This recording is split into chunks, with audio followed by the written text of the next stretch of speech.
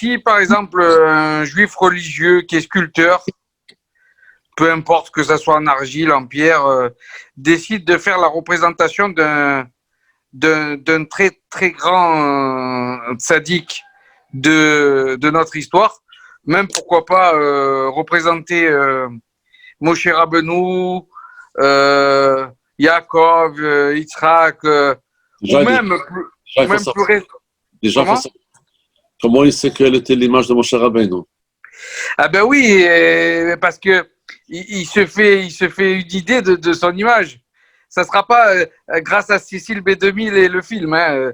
Juste, juste il a une idée. Mais alors prenons quelque chose de plus présent, plus rapproché de nous, le rabbi. Si par exemple son amour est tellement fort qu'il a envie de faire une représentation, et là ça devient sérieux, est-ce que dans cette représentation, pour Hachem, il y a quand même une valeur divine où vraiment on est encore sur quelque chose de totalement interdit et il n'y a absolument aucune valeur divine pour Hachem. Hein. Je parle pour Hachem, je ne parle pas pour nous. Bon, la première, je vais diviser la question en quelques parties. Premièrement, il n'y a aucun intérêt divin, de aucune manière, de faire une représentation d'une forme ou d'une autre, d'un corps et d'un visage d'un tzaddik. Ça n'a aucun sens, aucune utilité, et c'est quelque chose qui n'est pas souhaitable de tout selon la Torah. Parce que même quand la Torah a finalement précisé que de faire un statut de représentation quelconque, l'interdiction absolue, elle est quand on a vraiment fait la forme entièrement avec tous les détails, on comprend bien que même le début de ça n'est pas souhaitable. La seule raison qu'il est permis de faire des photos ou des dessins, des peintures d'un tzaddik, c'est parce que c'est écrit dans le pasuk Vehayu et Necharot et Morecha, qu'il y a un sens et une importance de voir nos maîtres. Parce que quand on voit le visage de notre maître, ça nous rappelle les paroles et les enseignements qu'il nous donne. Donc, il y a cette importance d'avoir une image de notre maître qui nous rappelle tous les enseignements. Mais ça s'arrête là et il n'y a aucun sens de commencer à faire une sculpture d'un forme, d'un maître quelconque. Ça n'a jamais été fait et c'est totalement interdit. Ok, je m'en doutais un peu quand même. Est-ce que vous pouvez nous éclairer sur la faute du veau d'or? Certains commentateurs nous disent que le veau d'or a été fait pour remplacer Moïse et pas pour remplacer Hachem. Est-ce que vous pouvez développer cette idée? Est-ce que une faute à Vodazara ou est-ce que tout le peuple a participé? Est-ce que c'est intentionnel pour certains et d'autres non? Donc cette faute-là que l'on porte sur nous, là, est-ce que vous pouvez nous apporter un petit éclairage là-dessus? C'est très compliqué, c'est un sujet qui n'est pas simple parce que, d'abord en deux mots, quand on fait quelque chose qui est pas donné par Dieu, automatiquement, ça devient quelque chose qui n'est pas bien. Je voudrais dévier un peu pour expliquer ça un tout petit peu. J'espère que vous êtes satisfaits. Nous avons appris justement ce Shabbat qui précède, on a appris dans le texte qu'Hachem nous dit de ne pas faire de matzeva. Lotakim lecha matzeva shasane Hachem lokecha. Ne fais pas une matzeva que Dieu il déteste. Et Rashi tout de suite nous apporte le Midrash que Dieu déteste. Et Yaakov Avinu n'a pas fait une matzeva. Nos ancêtres, nos patriarches ont tous fait des matzevot sur lesquelles ils ont versé de l'huile pour Dieu. Qu'est-ce qui se passe? Alors Rashi nous apporte ce que Midrash dit. Dieu il a aimé ça pendant le temps des patriarches. Mais maintenant que les idolâtres l'utilisent, Dieu ne supporte plus. C'est-à-dire que un premier élément qui est très important pour nous, c'est que il y a des fois des actes qui sont, par leur propre définition, pas forcément bonne ou mauvaise. Mais si les idolâtres le prennent dans leur territoire, ça devient mauvais et interdit. Et la Matzeva, Avraham Avinu, Yaakov, qu'est-ce qu'il fait sur le mont Harabaït? Il a fait une Matzeva et il verse de l'huile. C'est tout un événement très important. Mais à partir du moment que les idolâtres l'ont pris, ça devient totalement interdit. C'est-à-dire que les actes deviennent un objet totalement interdit et impur jusqu'à aller contre Dieu quand c'est pris dans les mains des idolâtres. Et là, c'était un peu le piège des Juifs à ce moment-là. C'est quelque part, eux, ils ont dit, on n'a qu'une bonne intention. Il n'y a rien de grave. Nous, on ne fait pas ça pour un idole. Nous, on fait ça pour qu'il y ait quelque chose qui va nous aider pour aller avec Dieu.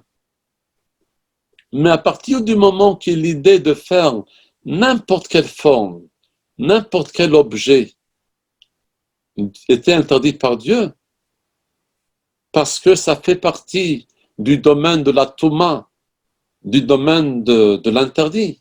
Parce qu'il faut rappeler que la Avodah Zarah n'est pas uniquement un objet interdit, c'est aussi un objet qui nous rend impur. Quelqu'un qui touche à Avodah Zarah doit être impur. Même Yaakov Avinu, il a dit à ses enfants, quand après la guerre de Shrem, purifiez-vous, parce que vous étiez en contact avec des idoles pendant la guerre à Shrem. Alors à partir du moment que les Juifs, sans se rendre compte, peut-être involontairement d'une certaine manière, mais ils ont tout fabriqué quelque chose qui fait partie du domaine de la Touma, et qu'ensuite, malheureusement, ils sont tombés également dans la vénération de ce veau d'or. Et ils ont commencé à faire des actes vers le veau d'or qui n'est pas prévu dans la Torah, qui n'est pas pour Hachem. Alors ils sont partis très loin de l'autre côté. Même si au départ, c'était peut-être avec une bonne intention. Et c'est ça, et je pense que la première définition le plus importante pour nous, c'est que il y a une barrière très fine dans certains actes, si Dieu il le veut, et ça fait partie de la Kedusha, ou ça se trouve dans le domaine extérieur. Dieu a permis un seul endroit dans lequel il peut avoir des formes, dans le Saint des Saints. Dans le Kodesh HaKodashim, il y avait les Kruvim, et il y avait donc des formes absolument vraies. Alors pourquoi là-bas, oui, à l'extérieur, non? C'est la grande question qui se pose. Alors c'est expliqué dans le commentaire sur les 10 commandements dans lequel là-bas la question se pose, que quand les Kruvim se trouvent dans le domaine du Kodesh HaKodashim, là-bas un dérapage n'est pas possible. Le Kodesh HaKodashim, c'est un lieu protégé. La Touma n'a pas là-bas la place. Et d'ailleurs, c'est la raison pourquoi le seul moment dans l'année dans lequel le Kohen Godel a le droit de rentrer dans le Saint des Saints, dans lequel il va avoir les Kérouvim, c'est Yom Kippour. Parce que Yom Kippour, c'est un jour dans lequel le Satan n'a pas un pouvoir contre nous. Qui est quelque part, c'était le moment de la Neila, pour demander à Dieu le pardon pour le peuple juif à ce moment-là. Alors c'est un moment dans lequel le Satan ne peut pas nuire le peuple juif. Alors donc, à ce moment-là, le Kohen Gadol peut voir les Kruvim et qu'il n'aura pas dépensé, il ne va pas glisser dans le mauvais sens. Et encore, même le Kohen Gadol avec toute sa grandeur, c'était une seule fois par année. Et nous savons très bien qu'il y avait, que la Gemara nous raconte que dans le temps de deuxième temple, dans lequel malheureusement il y avait des Kohanim Gdolim, qui n'étaient pas à la hauteur d'être un Kohen Gadol, le grand prêtre, mais qui se sont débrouillés politiquement ou pas des moyens financiers de devenir des Kohanim Gdolim, ils mouraient dans le Kodesh HaKodashim. Parce que il faut savoir comment être là-bas, il faut savoir comment regarder et rester pur. Mais cette même forme, n'importe quelle forme, si elle est à l'extérieur, elle est déjà prise par le pouvoir de la Touma, parce qu'entre la Kedusha et la Touma, il y a une lutte, et la Touma a un pouvoir de laquelle nous devons faire attention, dans laquelle il faut se protéger, Et donc, là-bas était l'erreur de ce vaudor que les Juifs, ils sont pas rendus compte qu'ils sont en train de rentrer dans un terrain dangereux. Et une fois qu'on est pris par la Touma, on ne se rend pas compte et on peut partir très loin. Ça, c'est pour dire quelque part en 2 mots par rapport à votre question. Je ne sais pas si j'ai répondu. Oui, c'est plus que répandu. Merci beaucoup, merci beaucoup. C'est un très, très grand sujet. Maintenant, je vois qu'il y a ici quelques questions. Que pensez-vous des enfants des jouets représentant un être vivant tel ou un poupée? L'enfant peut, ras de shalom, ne pas se rendre compte qu'il agit mal. Alors, un poupée, encore une fois, il n'y a jamais un poupée. La manière pourquoi on a le droit de jouer avec les poupées, il n'y a pas de problème, les filles jouent avec, des fois même des garçons, ils les cassent, les filles jouent. C'est parce que les poupées n'ont pas tous les détails d'un corps humain. Mais effectivement, s'il y aura une poupée qui aura tous les détails d'un corps humain, dans ce cas-là, c'est déjà tout à fait autre chose, c'est autre grave. Et c'est ce sujet d'ailleurs qui est largement discuté, ce sujet-là. Et puis il y a beaucoup de commentaires qui discutent par rapport à cette question. Qu'est-ce qu'on aura le droit, qu'est-ce qu'on n'aura pas le droit par rapport au problème. En tout cas, le fait qu'il n'y a pas toutes les formes, ça devient donc quelque chose qui est pas interdit. On pourrait après aller un peu plus dans le détail par rapport à ce sujet-là, mais ça c'est juste pour déjà répondre brièvement. Il y a une autre question qui se pose. Pour vous nous dire si dans ce cas les tableaux de M. Marc Chagall sont des objets interdits. Et pour le jeu de mes enfants, je coupe un côté de jouet. Alors, les peintures, non, parce que ce n'est pas un relief qui représente vraiment un corps. Et encore une fois, les poupées n'ont pas 5 doigts qui tournent et qui peuvent être articulés d'une manière ou d'une autre. Ils n'ont pas une langue. Le nez n'a pas forcément de trous. Les oreilles ne sont pas des vraies oreilles. Si, encore une fois, j'ai jamais vu, mais s'il y a une poupée qui a vraiment de vraies oreilles, qu'on peut comme ça faire bouger, on va dire que c'est une vraie représentation d'un corps, ça sera interdit. Mais si jamais ce n'est pas le cas, alors dans ce cas-là, c'est pas vraiment interdit. Alors, oui, est-ce qu'il faut lancer un nouveau marché des jouets cachers? Oui, pourquoi ne pas donc pourquoi ne pas lancer effectivement des choses avec des habits, on va dire des habits cachers, etc.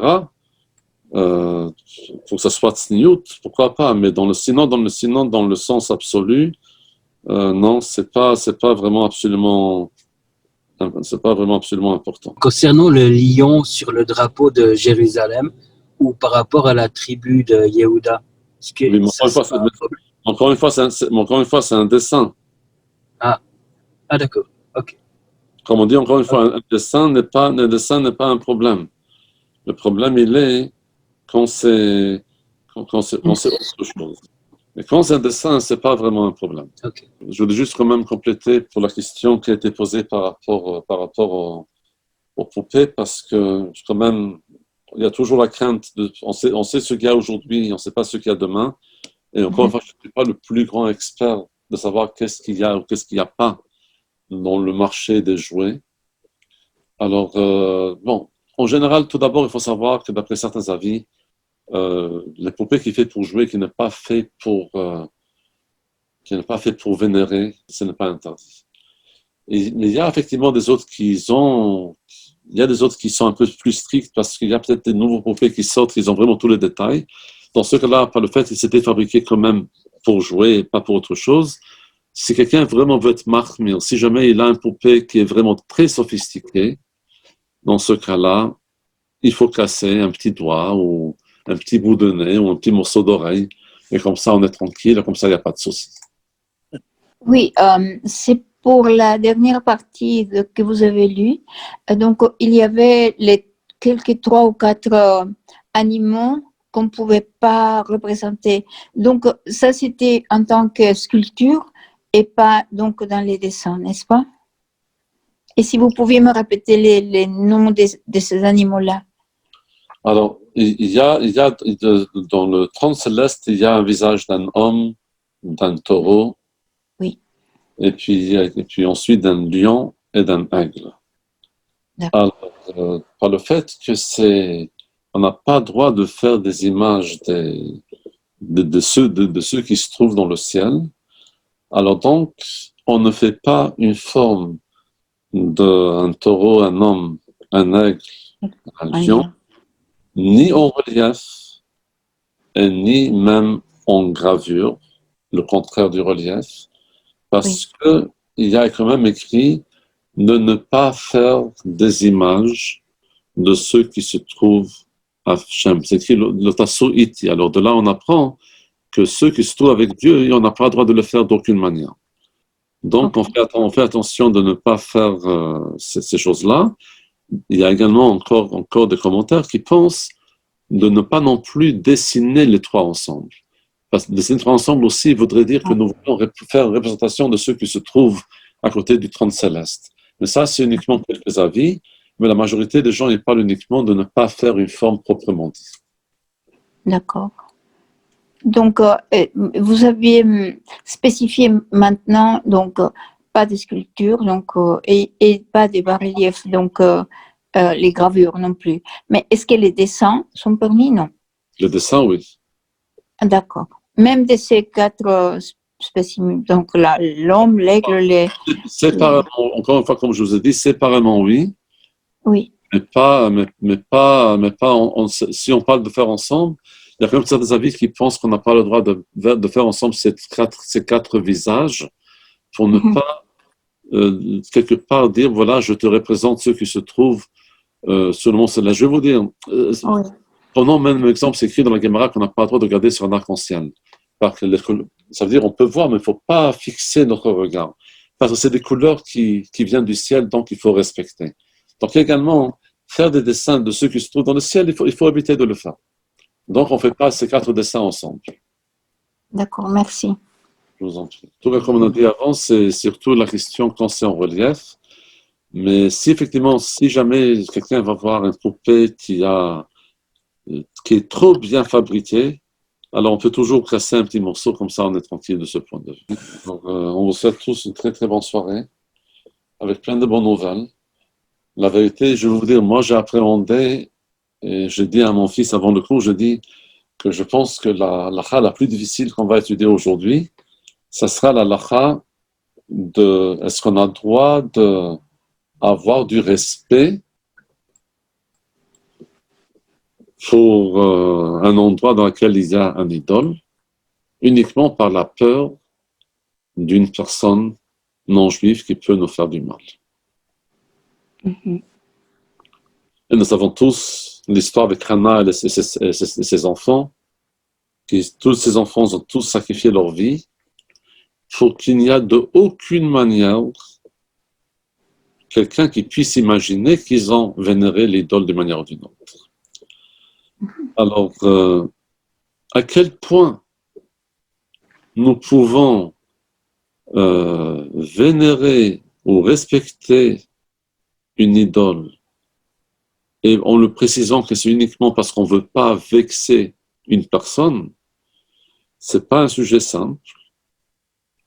Certains commentaires, en tout cas, le considèrent plus comme un limutskut, de faire, on va dire, une sorte de protection pour les gens qui ne font pas attention, pour ne pas les étiqueter comme si c'est des idolâtres, dans le sens absolu. Mais c'est évident que c'est interdit. Il n'y a aucun sens de se prosterner ni à l'argent, ni au pouvoir de l'argent, ni à tout ce qui va autour. Et puis, il y a quand même des valeurs à respecter. Alors, encore une fois, on ne va pas dire que c'est idolâtre, parce que sinon, ça veut dire que chaque personne qui fait des pirouettes pour quelqu'un qui demain peut lui donner peut-être un travail, ça veut dire qu'il fait l'idolâtrie. Et pourtant, pourquoi tu fais des pirouettes à telle et telle personne? C'est lui qui te nourrit, c'est Hachem qui te nourrit. Prie à Hachem et fais les mitzvot et demande à Hachem qui te donne tout ce qu'il faut. Parce que c'est Hachem finalement qui donne. Même s'il le donne à travers telle et telle personne. on peut remercier, mais c'est pas la peine non plus d'exagérer. Mais quelque part, le Rav a voulu dire ici, voilà, on n'est pas chayav, c'est pas une vraie avodah zara. Mais ça ne veut pas dire que c'est permis. Effectivement, nous savons tous que notre tradition juive, on fait toujours très attention de s'éloigner de tout ce qui est idolâtrie et de se tenir vraiment très loin. Le Rabbi, on a toujours vu, et ceci est donc un minhag qu'on a appris de lui de le faire, de chez lui à la maison, sur l'air Samenti. Alors il y a une rue dans laquelle il y a une chaquette, il y a une touma, un endroit d'avodah zara. Le Rabbi n'a jamais, mais à grand jamais, marché sur le trottoir du côté de cette touma. Il a toujours été à l'autre côté de la rue, jamais, même si c'était pour plus marcher, mais il n'a jamais marché dans le trottoir qui donne du côté de cette touma. Parce que même en marchant, peut-être on bouge avec la tête, on fait un geste, il a voulu éviter. Donc, nous devons savoir, il y a une touma dans la avodah zara, il faut se tenir à distance. Et de toute manière, plus qu'on met notre confiance en Dieu et qu'on est indépendant, ce qu'on recherche, plus Hachem nous aide pour l'être vraiment. Ok, alors on vous souhaite tous une très bonne soirée. Et puis, que de bonnes nouvelles. N'oubliez pas que Rosh Chodesh Elul aura lieu, ce jeudi et vendredi. Il faut se préparer pour faire un grand shturam et de changer le monde. Et on aura 30 jours pour faire en sorte que le monde reçoit un bon Rosh Hashanah, Yom Kippur, et surtout Shana Tova Metuka. Alors que de bonnes nouvelles, Amen. Et plein de bsorot tovot.